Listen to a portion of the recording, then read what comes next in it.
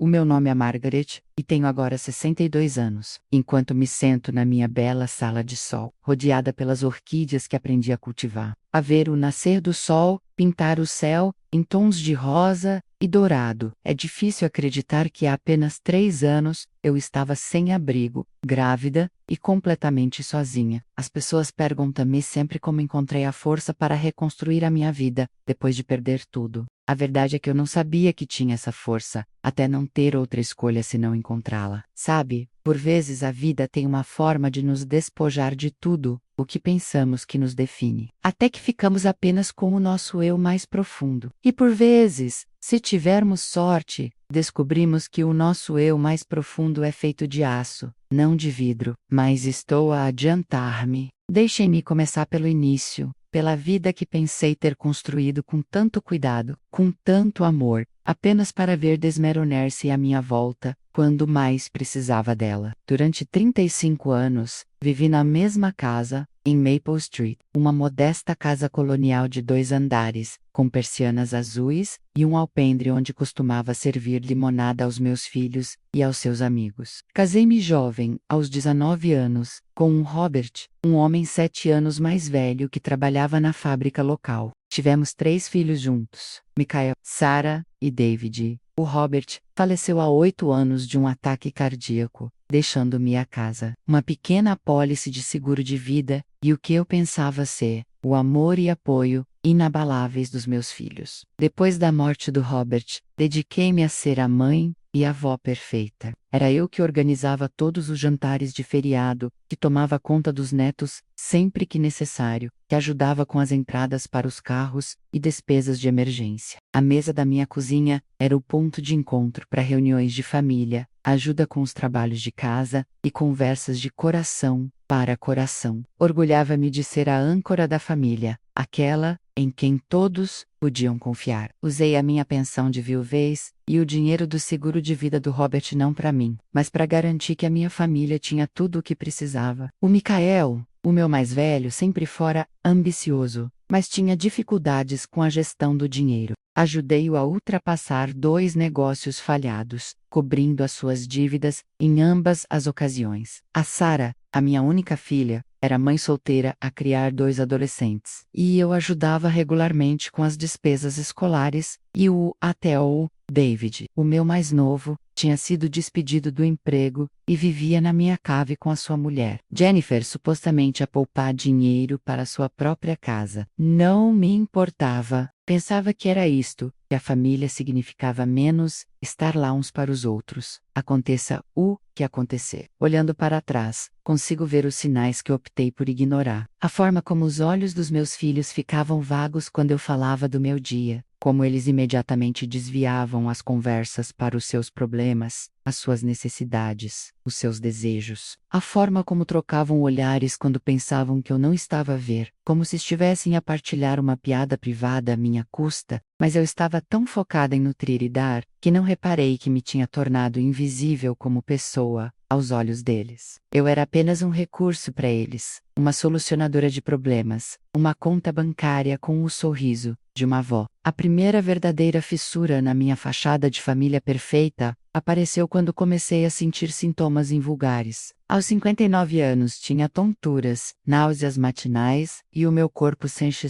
diferente de formas que eu não conseguia explicar bem. Os meus filhos estavam tão absorvidos nas suas próprias vidas que mal notaram quando mencionei que me sentia mal. Talvez precises de mais vitaminas, mãe, dizia Sarah com desdém, ou estás apenas a envelhecer, do Michael. Mas algo no fundo de mim sabia, e isto era diferente. O dia em que fui ao Dr. Harrison para o que pensei que seria um check-up de rotina, mudou tudo. Ainda me lembro de estar sentada no seu consultório, a olhar para as fotografias de família na sua secretária, quando ele entrou com os resultados dos meus exames. A sua expressão era uma mistura de espanto e preocupação. Margaret, disse ele gentilmente, tenho notícias muito inesperadas. Está grávida. As palavras atingiram-me como um golpe físico. Grávida, aos 59 anos. Parecia impossível, mas o doutor Harrison explicou, que, embora extremamente raro, pode acontecer durante a perimenopausa, quando os níveis hormonais flutuam de forma imprevisível. A minha mente foi imediatamente para o irmão do Robert, o Thomas, que tinha estado a ficar comigo ocasionalmente desde que a sua mulher falecera 6 meses antes. O que começara como consolo entre duas pessoas solitárias, tinha Rossei transformado em algo mais profundo, algo que eu não esperava nesta fase da minha vida. Conduzi para casa num estado de torpor,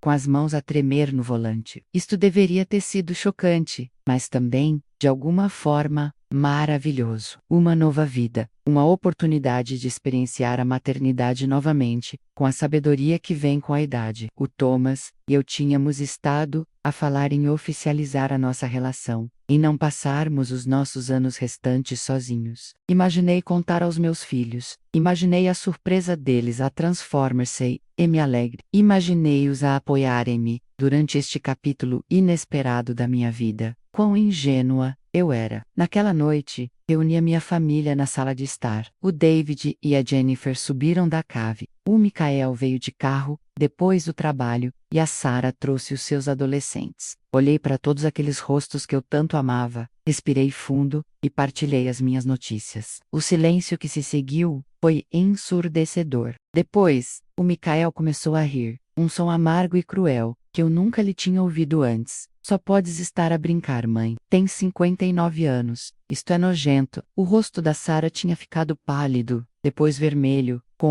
e percebi ser raiva, não vergonha pela minha situação. Como pudeste ser tão irresponsável? O que as pessoas vão pensar? O que vão dizer da nossa família? Mas foi o David que deu o golpe fatal. Mãe, não podes estar a pensar seriamente em ter este bebê. És demasiado bela. Isto é egoísta e ridículo. Tens de tratar deste problema discretamente. Problema, o meu filho, este presente inesperado, era um problema para eles. Tentei explicar sobre o Thomas, sobre como nos importávamos um com o outro, sobre como isto não tinha de ser uma crise, mas podia ser uma celebração. Mas as suas mentes já estavam decididas. Aos olhos deles, eu tinha me transformado da noite para o dia, da sua mãe fiável e invisível, num fardo embaraçoso. As semanas seguintes foram um inferno. O choque inicial dos meus filhos endureceu-se numa desaprovação fria. Deixaram de trazer os netos, deixaram de ligar para saber como eu estava. Quando eu tentava contactá-los, as suas conversas eram curtas, formais, e terminavam sempre com uma pressão subtil sobre o que eu deveria fazer com a minha condição. Deixaram claro que se eu continuasse com esta gravidez, estaria por minha conta.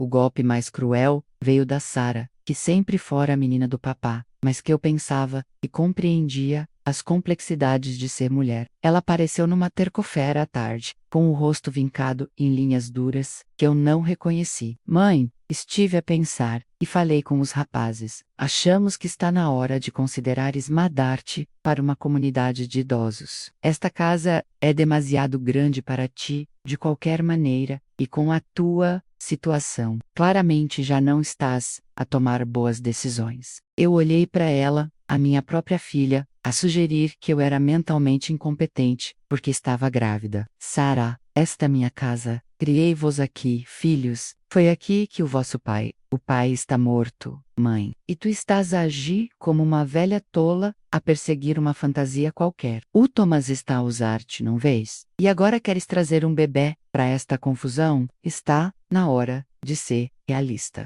Foi aí que percebi que os meus filhos não me viam como uma pessoa completa com desejos, sonhos e o direito de fazer as suas próprias escolhas. Para eles, eu deveria ser uma avó assexuada cujo único propósito era servir às suas necessidades e manter a sua imagem confortável do que a sua família parecia. O ponto de ruptura chegou no meu 4º mês de gravidez. Já se notava a barriga, e os enjoos matinais tinham sido substituídos por aquele brilho particular que vem com o transporte de uma nova vida. O Thomas tinha me pedido em casamento, e estávamos a fazer planos para um pequeno casamento, e a preparar um dos quartos de cima como um quarto de bebê. Eu estava mais feliz do que estivera desde que o Robert morreu. apesar da desaprovação dos meus filhos. Foi então que o David e a Jennifer apresentaram o seu ultimato. Eles subiram da cave onde tinham vivido, sem pagar renda durante 8 meses, e o rosto do David estava frio como o inverno. Mãe, a Jenny e eu estivemos a falar. Não podemos continuar a viver numa casa onde estás a tomar decisões tão más. Está a afetar a nossa saúde mental e a nossa capacidade de poupar dinheiro para o nosso futuro. Eu estava confusa, mas David, não precisas de sair. Isto não afeta. Não, mãe. Tu não entendes. Nós não vamos sair.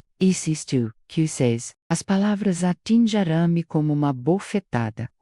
Que queres dizer? A Jennifer deu um passo em frente, e eu vi um cálculo nos seus olhos que me gelou o sangue. Andamos a investigar isto, Margaret, legalmente, como o David tem vivido aqui e contribuído para as despesas da casa. Contribuído, interrompi, nunca pagaram renda, serviços públicos ou sequer mercearias. Temos estado a manter a propriedade, disse o David suavemente. E mãe, sejamos honestos, claramente não estás competente para tomar decisões importantes na vida neste momento. Esta gravidez é a prova disso. Achamos que seria melhor se nos passasses a casa. Nós trataremos de tudo. Naquele momento, percebi que eles tinham planeado isto. Enquanto eu nutria o que pensava ser uma família amorosa, eles tinham estado a calcular como deitar as mãos aos meus bens. A casa não era apenas o meu lar, era a minha segurança, o meu patrimônio, o fruto de 35 anos de pagamentos de hipoteca que o Robert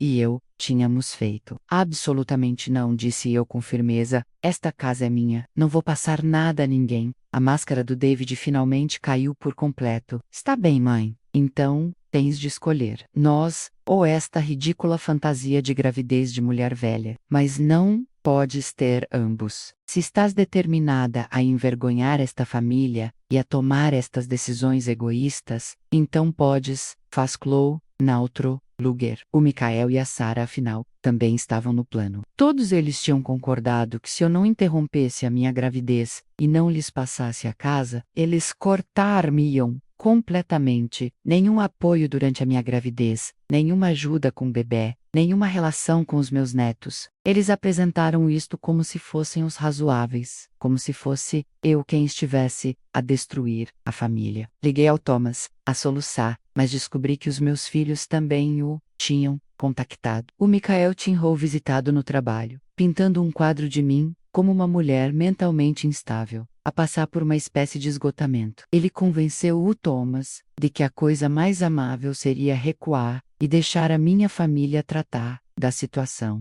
Quando contactei o Thomas naquela noite, ele estava distante, confuso, pediu desculpa, mas foi claro, não conseguia lidar com o drama e o conflito que eu trazia para sua vida. Em 2 semanas, encontrei-me sem ter para onde ir e sem ninguém a quem recorrer. Os meus filhos tinham envenenado a minha relação com o Thomas, isolado-me dos meus netos, e deixado claro que continuar a minha gravidez significava perder a minha família para sempre. Eu estava grávida de 4 meses, com 59 anos, e sem abrigo. Passei a minha primeira noite a dormir no meu carro, no parque de estacionamento de um restaurante aberto, 24 horas por dia, com as mãos a repousar na minha barriga crescente, a pensar como a minha vida se tinha desmoronado tão completamente. Eu tinha dado tudo à minha família, menos o meu tempo, o meu dinheiro, a minha identidade, e no momento em que tentei reclamar algo para mim, eles descartaram-me como lixo. As semanas seguintes foram um borrão de motéis baratos, gabinetes de serviços sociais, e o peso esmagador de perceber que as pessoas que eu mais amava no mundo me viam como descartável. Eu era demasiado orgulhosa para lhes implorar que me aceitassem de volta, demasiado magoada para comprometer os meus valores ao interromper uma gravidez que eu queria, e demasiado assustada para imaginar como criaria um bebê aos 60 anos sem um sistema de apoio.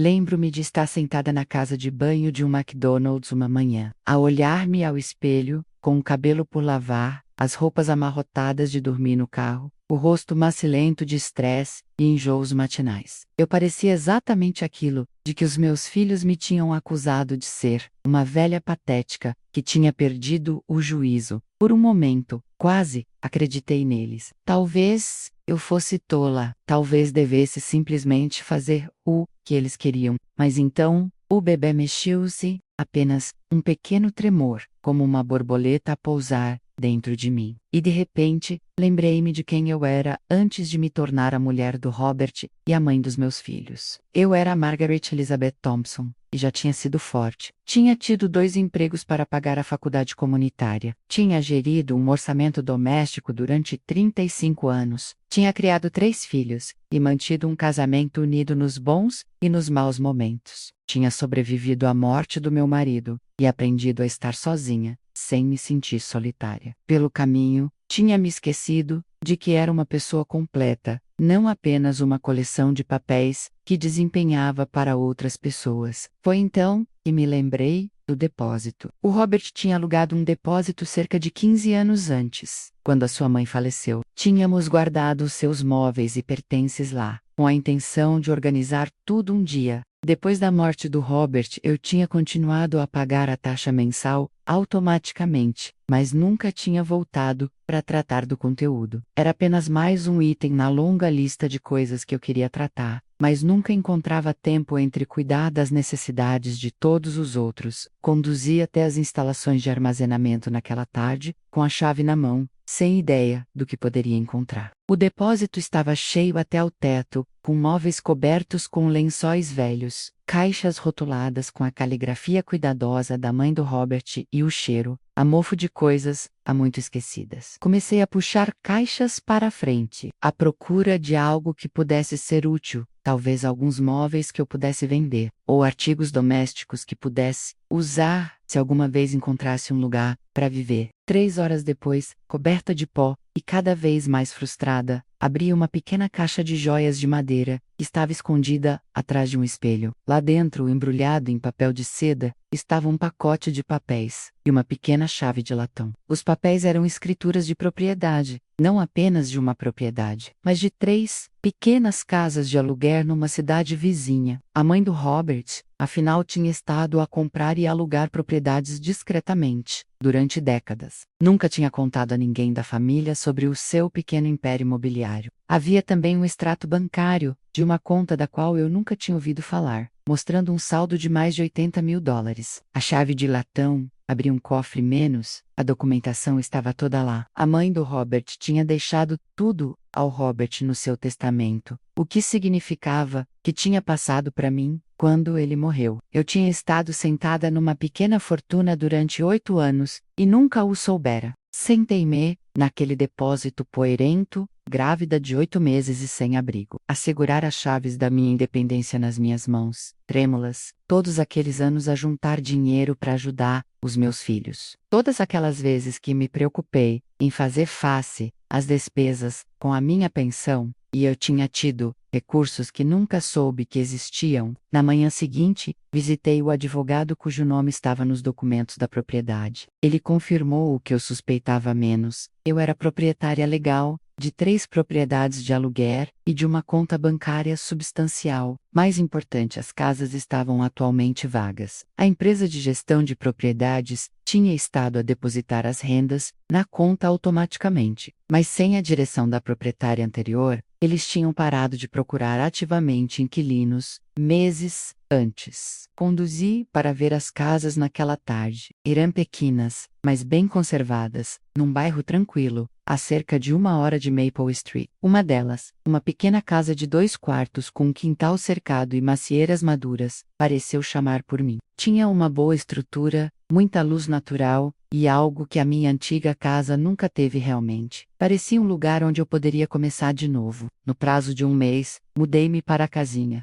Usei dinheiro da conta para tornar confortável, tinta nova, alguns móveis, uma cadeira de baluíço junto à janela, onde me podia sentar e planear a minha nova vida. Contratei a empresa de gestão de propriedades para alugar as outras 2 casas, o que me proporcionou um fluxo de rendimento constante que eu nunca esperei ter. O bebê nasceu numa manhã de fevereiro com neve. Thomas Michael, dele o nome dos 2 homens que moldaram a minha vida adulta, um que me amou fielmente, e outro que me despertou para a possibilidade, mesmo que brevemente. Ele era perfeito e saudável, com os olhos do Robert Yu, que eu imaginava ser o meu queixo teimoso. Ao segurá-lo nos meus braços, senti uma completude que não tinha percebido que me faltava. Dediquei-me à maternidade com a paciência e a sabedoria que vem com a idade. Tinha aprendido a criar os meus 3 primeiros filhos. Compreendi agora como são preciosos e fugazes estes primeiros anos. Não estava estressada com o regresso ao trabalho ou com a gestão de um casamento a par da parentalidade. Este era o meu tempo para simplesmente estar presente com o meu filho. Descobri também que tinha talento para os negócios. Gerir as propriedades de aluguer surgiu-me naturalmente. Todos aqueles anos de gestão doméstica tinham-me ensinado sobre orçamentos, manutenção e lidar com pessoas. Gradualmente, comprei mais 2 propriedades, renovei-as eu mesma com a ajuda de empreiteiros e construí uma pequena, mas lucrativa, carteira imobiliária. Quando o Tommy tinha 2 anos, eu estava financeiramente estável, emocionalmente saudável e genuinamente feliz de formas que não era há anos. Tinha amigos na minha nova comunidade, vizinhos que ajudavam a tomar conta das crianças e um sentido de propósito, que não dependia inteiramente das necessidades de outras pessoas. Eu não tinha notícias dos meus filhos há quase 3 anos, quando a chamada da Sarah chegou. Era uma noite de terça-feira, em março. O Tom estava a brincar com blocos no chão da sala de estar, a falar sozinho, como as crianças de 2 anos fazem, quando o telefone tocou. A voz da Sarah estava tensa e desconhecida. Mãe, é a Sarah. Eu preciso de falar contigo. O meu coração batia com força. Uma parte de mim nunca tinha deixado de esperar por esta chamada, mas outra parte de mim tinha construído muros à volta da mágoa que eles tinham causado. Olá, Sarah,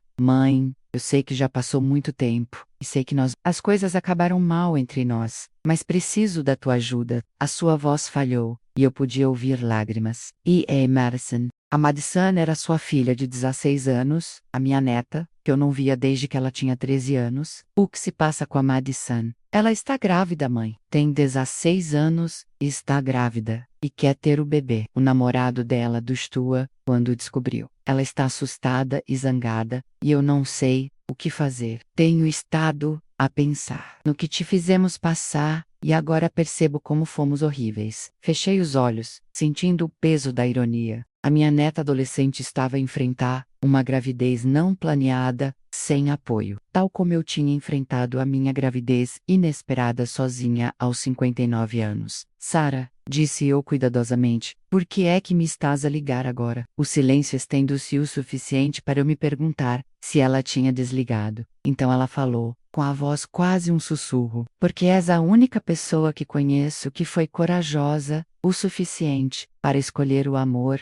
em vez do medo. E a Madison precisa de alguém que entenda o que significa lutar pelo teu filho. Quando toda a gente pensa que estás a cometer um erro, nos 20 minutos seguintes, a Sarah contou-me tudo. Como se tinha divorciado do pai da Madison 2 anos antes e estava a passar por dificuldades financeiras. Como o último negócio do Michael tinha falhado espetacularmente, deixando-o falido e amargo. Como o David e a Jennifer tinham perdido a minha casa, para execução hipotecária, quando o David foi despedido novamente. E eles não conseguiram pagar a hipoteca sozinhos. Estavam todos a passar por dificuldades de formas que nunca tinham imaginado, quando pensavam que eu era o elo mais fraco da família. Mãe, disse a Sarah finalmente, sei que não merecemos a tua ajuda. Sei que te tratamos terrivelmente, mas a Madison, ela é apenas uma criança, está assustada.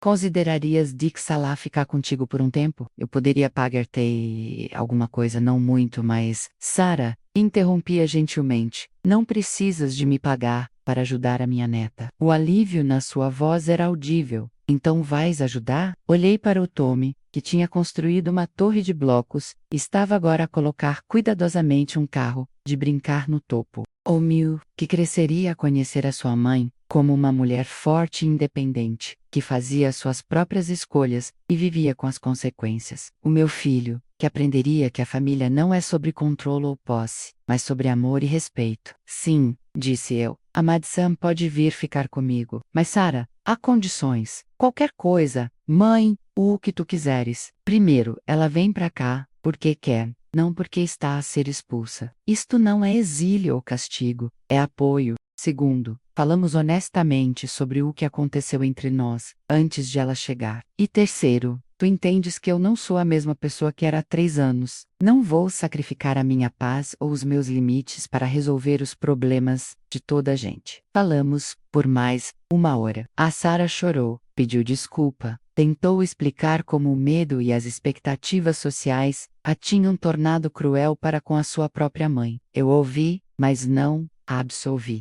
Algumas coisas podem ser perdoadas, mas não podem ser esquecidas, e certamente não podem ser desfeitas. A Madison chegou no fim de semana seguinte, taciturna e defensiva, com a barriga a começar a notar-se. Ela parecia-se tanto com a Sarah naquela idade, toda ângulos aguçados e olhos feridos. Mas nas semanas seguintes, enquanto conversávamos e cozinhávamos juntas, e preparávamos um quarto de bebê, no meu quarto de hóspedes, vi vislumbres da menina de que me lembrava, aquela que costumava ajudar-me a plantar flores e a ouvir as minhas histórias sobre o seu avô. Ela ficou maravilhada com o Tommy, encantada com as suas travessuras de criança e a sua aceitação imediata da sua presença. Ele não me julga, disse-me ela uma tarde enquanto o víamos a perseguir borboletas no quintal. Toda a gente olha para mim como se eu fosse uma espécie de erro. Tu não és um erro, Madison. E o teu bebê também não. Ela ficou em silêncio por um longo momento. Avó, tiveste medo quando descobriste sobre o tio Tommy? Tio Tommy, gostei disso. Aterrorizada, admiti, mas não de ser mãe outra vez. Tive medo de ficar sozinha, de perder toda a gente que pensava amar. Mas não estavas realmente sozinha. Pois não, tinhas o tio Tommy. Sim,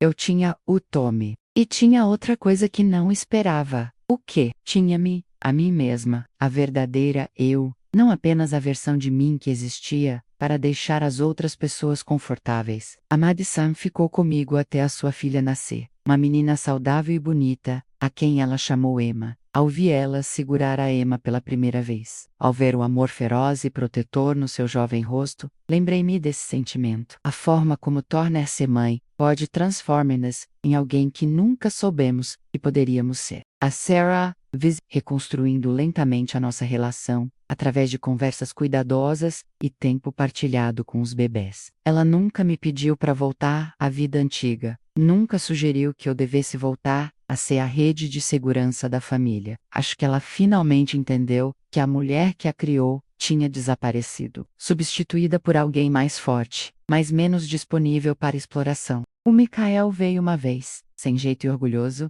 para conhecer o seu sobrinho e ver a sua filha. Ele não se desculpou diretamente, mas disse ao Tommy que ele tinha sorte de ter uma mãe tão forte.